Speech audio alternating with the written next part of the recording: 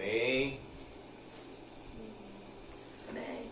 Hoje nós estamos fazendo a lição de número 15 do estudo de Jeremias. Não, lição 15. No estudo de Jeremias, hoje nós veremos o capítulo 13, que tem como o título As Advertências. Então, nós vamos fazer igual nós fizemos semana passada. Nós vamos estar lendo alguns versículos que correspondem ao slide e nós vamos falar sobre ele e dar sequência até o final do capítulo. Então, Jeremias capítulo 13, do 1 até o 27. E agora, nesse momento, nós vamos ler até o versículo 11. Então, Jeremias 13, do 1 até o 11, primeiramente. Vou ler o primeiro versículo aqui, depois os irmãos continuam. Assim me disse o Senhor: vai, compra um cinto de linho e põe-no sobre os lombos, mas não o metas na água. Comprei o cinto, segundo a palavra do Senhor, e o pus sobre os lombos. Então veio a palavra do Senhor a mim, segunda vez, dizendo: Toma o cinto que compraste e traze sobre os teus lombos, e levanta-te e vai ao Eufrates, e esconde-o ali na fenda de uma rocha. 5.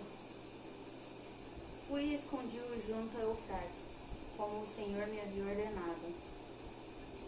Sucedeu, pois, ao cabo de muitos dias, que me disse: Senhor, levanta-te e vai a Eufrates, e toma o cinto que te ordenei que escondesse ali.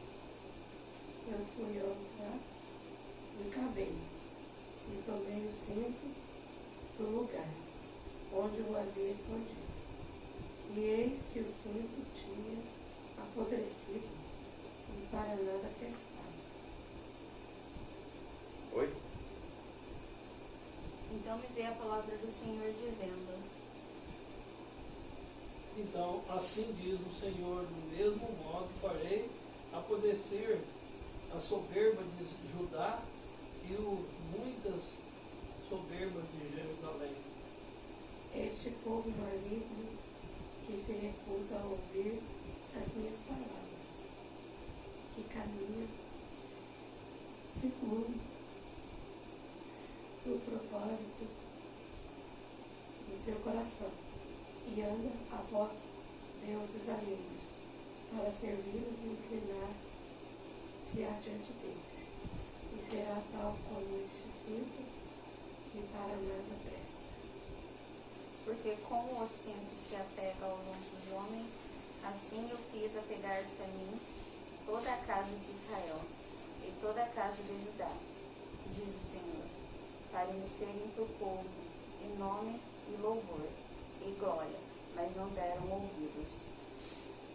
Bom, então aqui, nesse começo a gente já vê Deus fazendo para Jeremias uma prova prática daquilo que ele faria com o povo de Israel. Então, para que Jeremias entendesse num sentido literal da coisa, né, para que ele entendesse claramente, Deus fala para ele fazer algo, né, como um ato físico. E sempre você vai ver na Bíblia coisas assim, né, essas representações, essas tipificações, né. Oséias foi um exemplo também, só que o dele foi algo mais intenso, né. Ele casa com uma mulher promíscua, né, ela não deixa de buscar os seus homens enquanto não estava com ele, né, os seus filhos, os nomes deles também significam, né, o castigo de Israel, né, e, né, nós vemos também acontecer isso com outros profetas. Aqui, Jeremias, né, recebe de Deus uma ordem para tomar um cinto e enfiar ele dentro de uma rocha, de uma fenda ali, cobrindo, né, com terra. E quando ele vai buscar, logicamente, pelos atos cosmológicos, pelos atos fisiológicos do planeta, vai apodrecer, né? Porque se você botar algo dentro da terra ali, de certos tipos de materiais, como couro, algo perecível dessa forma, ele vai apodrecer, né? Então, aqui, as ações falam mais alto do que palavras. De modo que Jeremias recebe uma ordem de tomar um cinto, uma espécie de roupa de baixo que chegava até a coxa e era usada junto ao corpo, simbolizando aqui a proximidade de Israel ao coração de Deus. Então esse cinto não era uma cinta, né, igual a gente conhece aqui, né? Ele vai até a coxa, ele é como se fosse uma roupa de baixo. Você sabe aquela peça que os antigos falavam, cirola? Eu achei na Bíblia. Tem sim. Mas é uma palavra. Tipo uma dessa, né? É como se fosse algo. A cirola vem até aqui, ó. É. Agora esse outro Como se viesse até a coxa, uma roupa de baixo, né? É uma roupa íntima, para simbolizar a proximidade que Deus tem com Israel, né? E, no entanto, né, nós vemos aqui que essa proximidade estava apodrecendo, estava acabando, estava se definhando, estava se tornando algo inútil, né? Escondê-lo entre as rochas e pegá-lo de volta, quando descobriria que, como o povo de Judá se tornara inútil, porque uma roupa que está furada, rasgada, apodrecida, que está comida por traças, ela não tem utilidade nenhuma, porque a função da roupa é tampar, nesse caso dessa roupa, a vergonha, né, da pessoa, e no geral a roupa é para proteger você, né, para cobrir, para proteger do frio, do sol. E uma roupa que está apodrecida, que está rasgada, que está, né, ela perde a função dela, ela se torna inútil. E o povo de Israel estava dessa forma, o povo de Judá, né? Uma coisa que eu achei interessante ali, que ele fala para ele: não lava, não meta na água. Não. Por quê? Porque Deus ia fazer apodrecer um negócio seco. Se tivesse molhado, aí apodreceria se mesmo. tivesse umedecido ou passado uma vez na coisa, mesmo que tivesse seco, mas ele já tinha Tivesse umidade úmido, né? no pano. E ali, Deus ia fazer apodrecer sequinho, do jeito que comprou na loja. Do jeito que comprou. E fala mesmo na fenda. Pode ser que estava embaixo ou pode ser um lugar escondido alto e enfiou lá e tampou, né? Para ninguém achar e ninguém mexer. Mas quando ele voltou lá, já estava podre. Estava podre. Então, Deus fez apodrecer seco. Negócio seco. Então, aqui ele fala do Eufrates, né? No versículo 6 ele fala: passando muitos dias, disse-me o Senhor, dispõe-te e vai ao Eufrates. Aí toma o cinto e faz aquela ordem que eu te mandei. Então, o Eufrates aqui, a gente tem que entender que a gente está lendo em português, mas o Velho Testamento foi escrito em hebraico. Algumas partes foi escrito em aramaico. A questão é que, na hora de traduzir, pode ocorrer uma má compreensão da palavra ao pé da letra. Por quê? Porque Eufrates aqui significa rio, né? Que pode ser o rio Eufrates, mas também pode ser uma referência à cidade de Pará. Essa cidade, né, era cerca de 5 quilômetros de Anatote. Anatote era onde Jeremias era habitante, ele morava, né? A expressão ao Eufrates, na expressão Eufrates, a designação para as duas localidades tem forma idêntica no hebraico. Aí que está o problema. A mesma palavra, a mesma identificação para o rio Eufrates e para a cidade de Para ou Pará é a mesma. Então, na hora de traduzir, pode ser um ou pode ser outro. Se for a cidade de Para, é 5 quilômetros de Anatote. Então, ele é a mesma coisa que sair daqui e ir até... Lá na igreja, né? Lá é mais perto, seria até antes de chegar lá na igreja, né? Passando a ponte do rio ali, um próximo bairro ali, dá uns 5 quilômetros.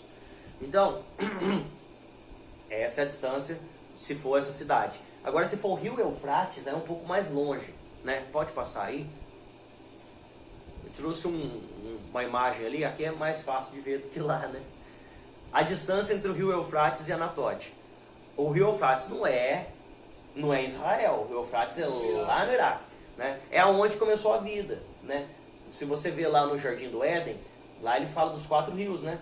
O rio Pison, o rio Eufrates, o rio Tigre e tem mais um rio que eu não lembro qual que é. Pison, Gion.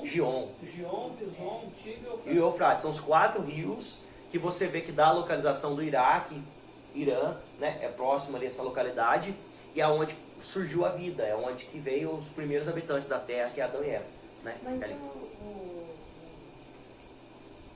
Jardim do Éden é lá em Iraque? É. É lá no Iraque. É isso mesmo. Se você for lá no Iraque, você está em cima do Jardim do Éden. Só que Ninguém vê. Mas tá lá. Porque ele não foi destruído. Ele foi fechado. Né? É um mundo espiritual hoje. Né? E ele era um mundo físico e hoje é tanto físico quanto espiritual, mas ele está lá. Ele não deixou de existir, né? Ele está guardado. Então, é até, né, interessante pensar nisso. Então você vê, volta lá. Então você vê a distância entre o rio Eufrates e Anatote, onde ele estava, é cerca de 568 quilômetros, né? Então por isso que surge um pouco essa dúvida. Quase aqui em Curitiba. É muito longe, né? Muito longe. Aí surge essa questão, aonde é essa localidade, né? Se for no rio Eufrates, está muito longe, né? E se for a cidade de Para, está próximo, né? Provavelmente era a cidade. Eu acredito assim. Agora, se Deus queria tratar com ele durante o caminho, né? Se Deus queria, né, fazer aquilo ser algo mais intenso, mais demorado para ele refletir durante o tempo, pode ser que ele tenha cruzado Israel inteiro, cruzado todos aqueles países ali, chegado lá no Iraque, né? Então, continuando, pode passar. Eu achei interessante isso aí, porque é muito longe, né? No versículo 12 até o 14 nós vamos ler agora. Pode ler o 12? Quem ficou por último, não sei. Pelo que dizem-lhe estas palavras, assim diz o Senhor Deus de Israel, todo odre se encherá de vinho, dir-te-ão, não sabemos nós muito bem que todo odre se encherá de vinho. Mas tu dizes, assim diz o Senhor, eis que eu encherei de embriaguez todos os habitantes dessa terra, e os reis da estirpe de Davi, que estão assentados sobre o seu trono, sacerdotes, profetas e todos os habitantes de Jerusalém.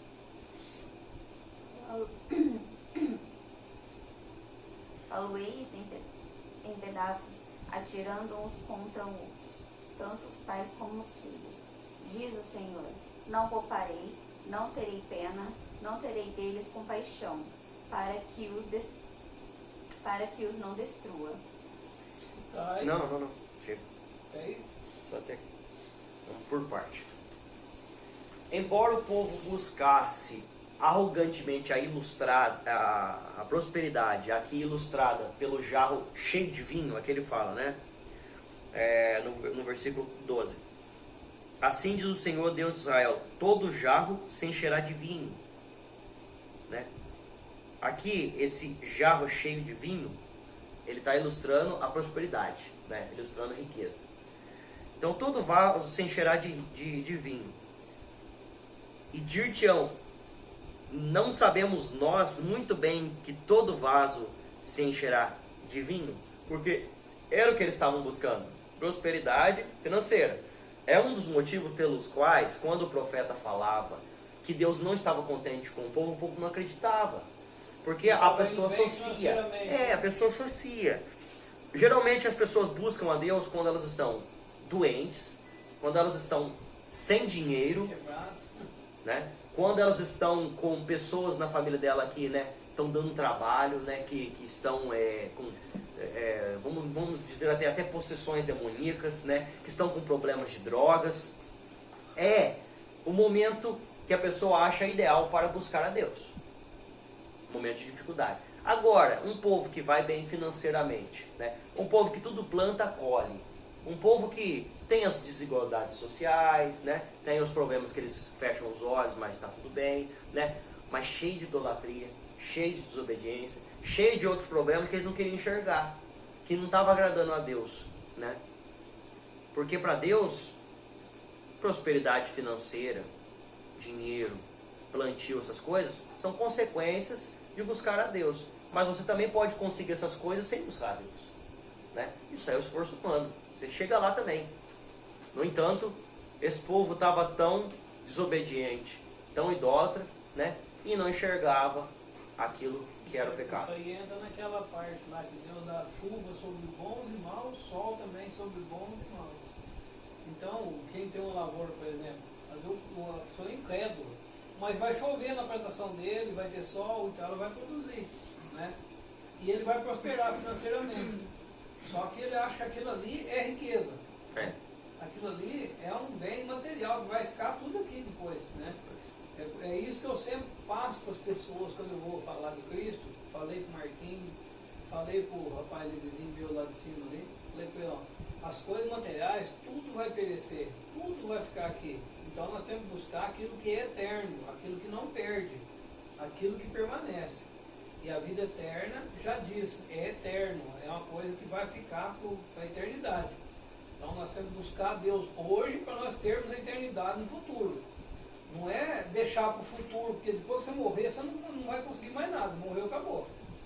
Ainda citei aquele versículo lá do Salmos 30, lá, né, que fala que o meu corpo, quando descer o pó, louvará o Senhor.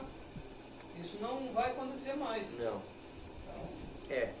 Então, o povo estava com o vaso, o jarro, cheio de vinho. E acreditava que isso não era, né, motivo para dizer que eles estavam, se tornava, né, um povo que estava irritando a Deus. Por que Deus. Deus usou a figura do linho? Vinho. Linho. Por quê? Que linho. Linho, cinto de linho. Ah, mas lá no começo. Por que ele usou essa figura? O linho era um material caro, né? Era um material... Porque o tecido de maior valor. Não, é porque o linho, o que é o linho? Né? É a quantidade de fios que tem numa peça de algodão. É a qualidade, né? Então, Era o melhor tecido que existia na época. só que assim, o que É o acontece? linho e o púrpura. Você tem uma camisa aqui, que ela pode ter 600 fios, né? Por área dela. O linho, ele é no mínimo o dobro. Ele é no mínimo 1.200 fios. Ou ele pode ser até 2.400. Se tem um pouco de algodão, Então, aquela mas por que ele fala assim, eu vou me dar uma camisa para você hoje 100% algodão? Porque o algodão agora é um dos objetos mais caros que nós temos para roupa, para tecido. Na época era o linho. O linho era feito calça de linho, paletó de linho, O linho é a quantidade de fio que tem numa peça. Porque aí vai ter fios mais finos, mais próximos e o tecido fica mais forte. Né? Então uma roupa de linho, ela vai ser muito mais resistente à duração e tem mais qualidade por causa dela ter mais próximo um fio do outro. O véu do mais fino. santuário mesmo era feito de linho, né? Só que o véu do santuário, ele era grosso. Né? Ele não é como uma camisa que ele era de linho, então você imagina que ele era muito forte. É semelhante a uma lona, né? Essa lona de caminhão É é como muito se mais fosse isso, só que é pano, né? E você fazer ele com pouco fio, fazer com fios grossos, ele tem uma resistência. Agora, se fazer com um fio muito fino e muito fio, fica muito mais forte, porque você vai trançar os fios e você vai deixar ele próximo, né? Mais próximo, mais compactado, mais forte. Então o linho, o véu do Santo dos Santos, ele era um tecido, uma cortina de cerca de 10 centímetros de espessura. Ela era dessa grossura aqui. Era o véu do Santo dos Santos. Porque quando se fala o véu, né, o povo imagina que é uma cortina. Você já viu fininha. essa cinta que eles amarram no caminhão, aquela cinta que eles põem para subir peso? Sei. Aquela cinta aguenta 10 toneladas. Pois é. É mais ou menos semelhante àquilo lá, só que é mais grosso. Não, muito grosso. Aí você pensa, pelas descrições bíblicas, se você colocasse um cavalo de cada lado do véu do Santo dos Santos, você não rasgava ele, você não conseguia rasgar ele. Era muito forte aquilo lá, né? Era um pano grosso que descia até no chão para ninguém entrar naquela região. E Jesus, quando morreu, aquele véu rasgou. Ele rasgou de alto a baixo. Então você imagina quem estava dentro do templo, vê aquilo acontecendo, fala, o que foi isso que aconteceu? Ninguém nunca rasgou esse negócio. Com a mão, né? E o negócio rasgou sozinho. Partiu. Então, é uma coisa a se pensar. A gente não pensa no sentido literal, às vezes, da coisa. A gente pensa no sentido espiritual figurado. Mas se você colocar da forma com que a pessoa interpreta aquilo que está vendo, é uma coisa surpreendente. A pessoa podia entrar lá depois, né? Porque literalmente ele abriu o caminho, né? Literalmente. Literalmente. Não só né, moralmente, espiritualmente, mas literalmente. Eles. Só que aí Deus fala assim: o vaso, o jarro, vai se encher de vinho. Isso significa prosperidade. Só que eu vou fazer isso se tornar uma coisa ruim na vida deles. Ele fala: mas tu diz-lhes, assim diz o Senhor, eis que eu encherei de embriaguez todos os habitantes da terra. Então ele fala, dessa própria prosperidade que vocês querem para si, eu vou fazer se tornar uma coisa ruim na vida de vocês. Vocês vão ficar bêbados, embriagados com isso, né? Isso vai ser ruim para vocês, né? Então ele fala, eles acabariam por se comportar como bêbados durante a crise vindoura, pois se mostrariam incapazes de fazer distinção entre amigos e inimigos. Então ele fala, todos os habitantes da terra e os reis que se assentam no trono desta terra, e os reis que assentam no trono de Davi, os sacerdotes, os profetas e todos os habitantes de Jerusalém, falo-ei em pedaços, atirando uns contra os outros, né? Uns contra os outros. Eles iam se autodestruir, tanto pais como com filhos, assim diz o Senhor. Não pouparei, não terei pena, nem terei compaixão deles, para que os não destrua. Então ia acabar, né, na invasão babilônia, e o povo ia, né, acabar por quase de todo quando eles invadissem Jerusalém. Vamos passar, vamos continuando então. Agora nós vamos ler do 15 até o 17. Escutai, inclinai os ouvidos, não vos ensoberbeçais, porque o Senhor falou. Dai glória ao Senhor, nosso Deus, antes que venha a escuridão, e antes que tropecem os nossos pés nos montes tenebrosos, antes que esperando vós a luz, ele amonte em sombras de morte e a reduz a escuridão. Mas se isto não ouvirdes, a minha alma chorará em segredo por causa da vossa soberba. Chorarão os meus olhos amargamente e se desfarão em lágrimas, porquanto o rebanho do Senhor foi levado ao cativo. Bem, a terceira advertência foi contra o orgulho e a arrogância, né, do povo de Judá. Ele fala, se isso não ouvirdes, a minha alma chorará em segredo por causa da vossa soberba, né, por causa da sua arrogância. Chorarão meus olhos amargamente e se farão em lágrimas, porquanto o rebanho do Senhor foi levado cativo. Então, ele estava dando aviso. Ele estava insistindo com o povo para chegar ao arrependimento. E no versículo 15 ele fala, não vos ensoberbeçais, porque o Senhor falou. Então Deus estava dando uma oportunidade. Quando a gente lê isso, a gente tem que entender que Deus estava para levar um cativo iminente, um cativeiro iminente para o povo, que Deus ia cumprir com a palavra dele. No entanto, era aviso, não tinha chegado ainda. Ele estava falando antes que acontecesse. Então eles tinham uma oportunidade de mudança, mas o povo não mudava. O povo soberbo, arrogante, um povo que não ouvia a voz do profeta, que era a boca de Deus para o povo de Israel, de Judá, naquele momento. Olhando para a Síria, que já tinha invadido o reino do norte e levado eles cativeiro para a Síria, eles deviam tomar para si que o mesmo caminho que eles estavam seguindo, né, ia levar as mesmas consequências. Porque eles tinham sido levados cativo e avisados pelos profetas por causa da idolatria e aqueles problemas sociais que a gente sempre estava falando, né? Agora, eles estavam fazendo as mesmas coisas. Se o profeta estava falando a mesma coisa e o povo não mudava, será que não enxergava que ia levar ao mesmo caminho?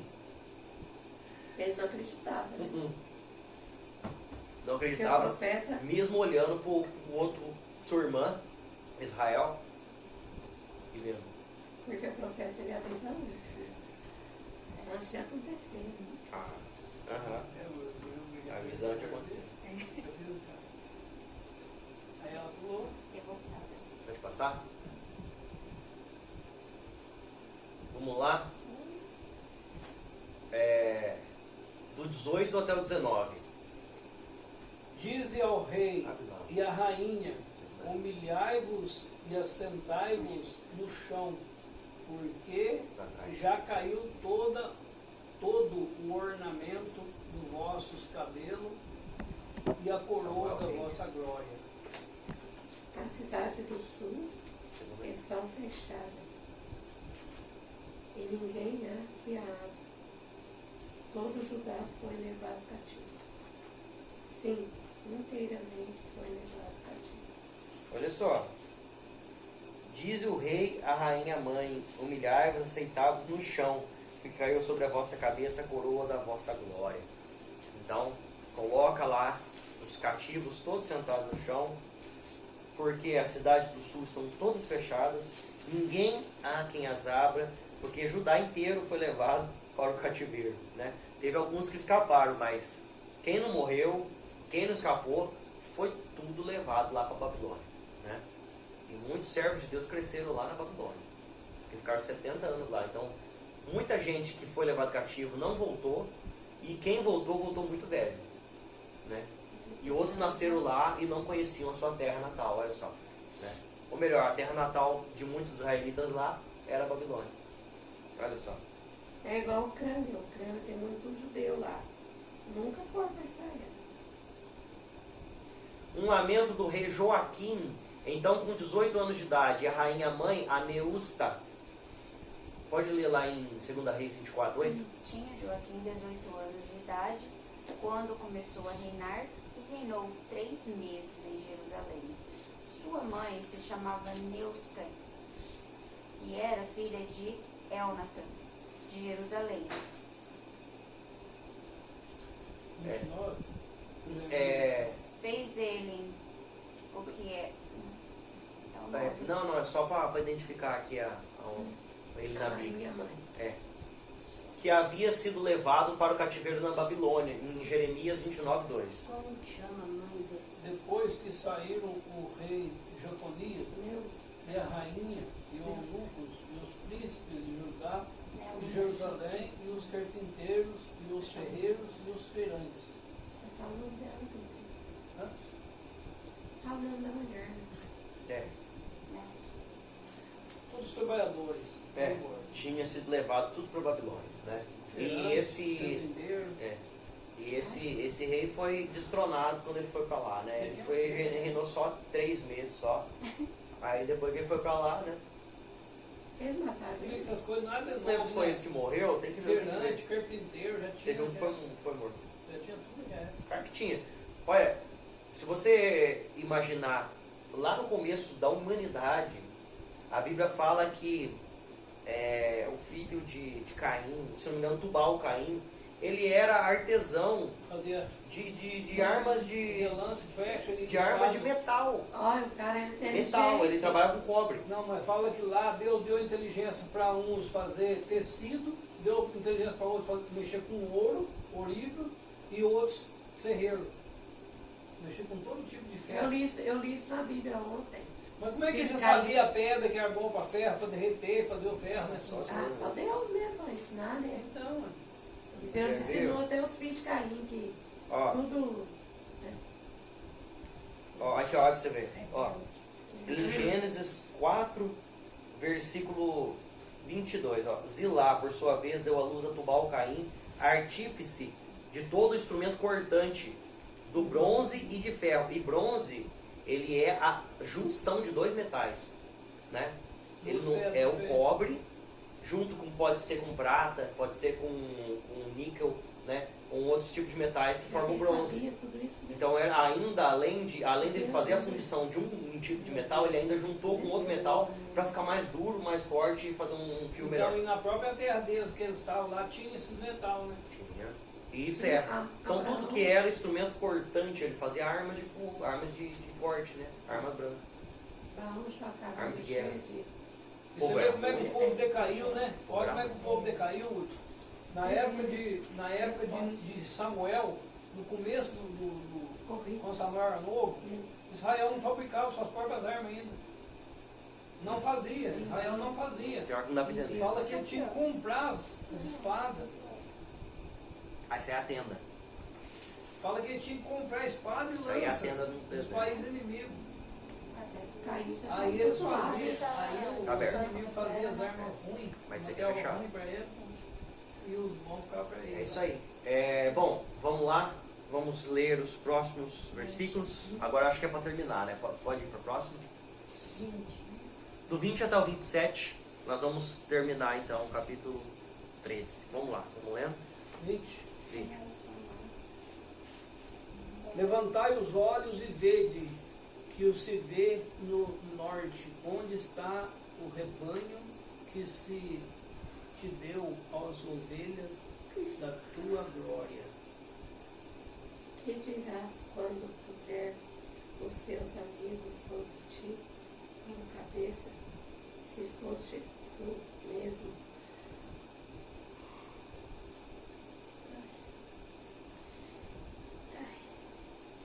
Tu mesmo que contra ti os ensinaste, porventura não te tomarão as dores como a mulher que está de parto. Quando disseres contigo mesmo, por que me sobrevieram estas coisas?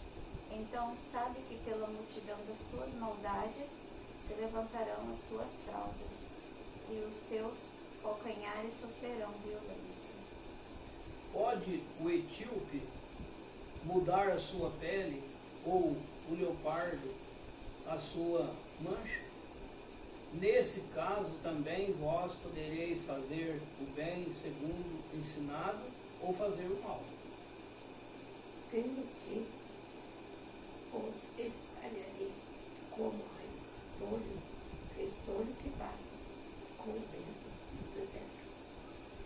Essa será a tua sorte, a porção que te será medida por mim, diz o Senhor. Pois te esqueceste de mim, confiaste em mentiras. Assim também eu descobrirei as tuas fraldas, até o teu rosto aparecerá a tua ignomínia. A vergonha, né? Ele aí para me abortar. Tenha visto as tuas abominações sobre os outeiros e no campo, a saber os teus adultérios, os teus rinchos e a sua luxúria, a tua prostituição. Ai de ti, Jerusalém, até quando ainda não te purificarás? Bom, do 20 até o 27, então, uma advertência, né, para o povo de Israel, o povo de Judá, entender o que Deus estava sentindo contra eles, né, e o que Deus faria a respeito deles. Então, várias vezes você vê Jeremias usando tipos diferentes, né, de expressões para poder falar a mesma coisa. Aqui ele usa a figura de uma mulher promíscua, uma mulher prostituta, né? E ele fala, né, que vai descobrir as suas fraldas, né? Já que eu vou falar sobre essa questão dessas fraldas, né? Então, uma advertência final de que o castigo ou o cativeiro da Babilônia, né, seria consequência inevitável dos pecados costumazes de Judá. No versículo 23, mostra como Judá era incapaz de mudar o seu modo de vida. Então, né, olha só o que ele fala no versículo 23. Pode um etíope mudar a cor da sua pele? O etíope tem pele escura. Ele não pode mudar a cor da pele dele, né? Hoje em dia... Pele negra, né? Isso, pele negra. Hoje em dia você consegue fazer isso, né? Mudar a cor da pele. Eu não quero ver, já tinha um negão. E leopardo mudar as suas manchas. Como que um leopardo, como que um animal vai conseguir mudar, né? Um tigre é listrado, o leão não tem mancha, né? O leopardo tem as manchas, né? Outros animais, né, são diferentes, né? E não pode se mudar, porque ele nasce daquele jeito, ele é daquele jeito. Agora ele faz aquela pergunta para Israel sobre essa comparação. Acaso você pode fazer o bem estando acostumado a fazer o mal? É uma árvore de má fruto. Não dá fruto bom. Como é que vai render um fruto bom se só faz coisas, se só tem acostumado a fazer coisas erradas? Não vai render coisa boa. Então, o povo não entendia que eles estavam em pecado e que Deus não aceitava isso. Olha só. Pode. Aqui ele fala, Judá seria humilhada como uma meretriz. Aqui ele fala, levantaram as suas fraldas ou saias, né? Fraldas aqui, ela é usada a mesma expressão para saias ou roupas, né, que cobrem a sua nudez, né? Então, Deus faria isso. Ele fala, eu mesmo, né? Deixa eu achar aqui que tem 2 lugares que fala aqui. Ó, no versículo 22 fala: quando disseres consigo mesmo, por que me sobrevieram essas coisas? Quando Israel, quando Judá perguntar para si mesmo, né? Então sabe que pela multidão das tuas maldades se levantaram as tuas fraldas, né? Os teus calcanhares sofrem violência. Aí no versículo 26 também fala a mesma coisa, né? Assim também, aí Deus falando, assim também levantarei as tuas fraldas sobre o teu rosto e aparecerão as tuas vergonhas. Não, ele fala suas ignomínias. Ignomínias ou vergonhas, né? É o mesmo sentido. Lá em Gênesis fala que quando Adão e Eva pecou, Deus cozeu roupa para ele, né? Para cobrir as vergonhas. É engraçado que eles pegaram folha de Figo. figueira. Figueira. Folha de figueira. Que tamanho é uma folha de figueira? Ah, desse tamanho assim, ó. Não É é. pequenininha. Não é. É folhinha pequena. Não é. O que aquilo lá cobriu? Figo é uma folha assim, ó, redonda assim, né? Meio triangular. É mais ou menos. Parecendo um coraçãozinho. O que aquilo lá cobriu? Aí Deus foi lá, O cabelo da Eva deve ter cobrido os peitos dela. Deus foi lá, pegou um animal, Tudo, né? O seu corpo. pegou um animal, matou, Cozinhou a pele. matou e fez a pele Ele cozeu. de Cozeu roupa. a roupa. Tudo bem? E ele fez a pele Ele fez ela de ficar roupa. macia, né? Ele fez a pele ficar macia. Por isso que ele cozeu. E para não estragar, porque o porco, se você não trabalhar nele, se não curtir ele, Cozido é curtido. ele apodrece, né? Então, olha só, o primeiro sacrifício, já foi muito falado isso aí, o primeiro sacrifício pelo pecado, quem fez foi Deus. Né? E o Quem animal fez pagou o o primeiro pato. sacrifício? O animal pagou o O pato. animal, né, o primeiro animal morreu lá em virtude de Adão e Eva. O primeiro sacrifício foi Deus que fez. O que uma folha de figueira cobrir? Então Deus pegou um animal e cobriu a vergonha deles. Então, olha só. Você viu o Pode passar. pecado, fez, aí ele sentiu que estava no, né? Não. Rinchos lascivos, né, no versículo 27, ele fala assim: tenho visto as tuas abominações sobre os outeiros, né, ou os montes, a saber, no campo, a saber, os teus adultérios, os teus rixos e a luxúria da tua prostituição. Esses rixos aqui, né, são referências a como se fosse um animal selvagem no cio, né, que dá aqueles rixos para poder chamar a fêmea ou chamar o macho, né, para poder ter o seu desejo satisfeito, né? Pode ler lá em Jeremias 2:23. Achou? Jeremias 2, versículo 23.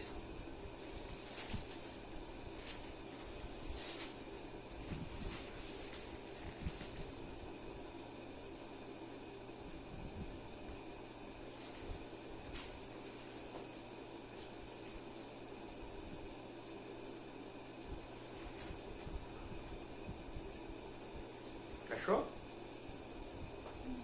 Pode ler. Como podes dizer, não estou maculada, não andei após os balins. Vê o teu rastro do vale, reconhece o que fizeste, dromedária nova de ligeiros pés, que andas Zizagueando. zigue-zagueando pelo caminho. Então, aqui ele faz também a mesma comparação, né? De uma dromedária nova, que está no cio, né? Que vai deixando um rastro para trás pelo caminho onde passa, né? Em busca de um asno. Urinando e deixando rastro. Dromedário. Não lembro. Dromedário é um camelo com uma corcova só. Camelo. É um camelo Aquela com uma corcova só. É um camelo. Só que com O uma camelo corcova tem só. duas, né? Então, deixa aquele rastro para trás, né, em busca de um macho. E ela estava fazendo a mesma coisa, né? Como fala que não é maculada, como fala que não adora Baal, deixa um rastro de destruição para trás, mostrando tudo aquilo que faz, né? A pessoa vive uma vida de maus frutos, mostra tudo o pecado dela, né? E ainda nega. Ah, não, eu não sou idólatra, mas não larga daquela idolatria que ela já adotou como estimação e não vê aquilo e acha que Deus aprova, né? E não é muito diferente hoje não, às vezes é de forma mais sutil ou não, né? Que o crente faz, que a igreja de Deus faz também, e a pessoa nega que está servindo a Deus e nega que, né, está cometendo pecado contra Deus. Amém? Então, ó, esse foi o capítulo 13. Na semana que vem nós vamos fazer o 14 inteiro. E, na verdade, são dois títulos. Do 1 até o 6 é um, e do 7 até o capítulo 15, versículo 9 é outro. Mas para não ficar muito longo, a gente faz o capítulo 14, e depois do capítulo 15 a gente pega mais 2 temas também. O final de um e o começo de outro. Amém?